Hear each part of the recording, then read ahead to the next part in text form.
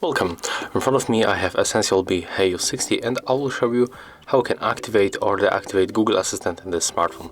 At the first, you have to go for Google application and remember to get the latest version of this app.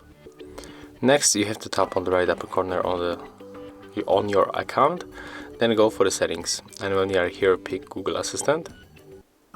Right now we have to scroll down until we find the general settings.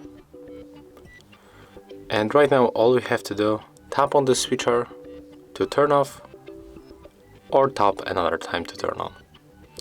As you can see, that's how it looks, and if you find this tutorial useful, remember to leave a like, comment and subscribe to our channel.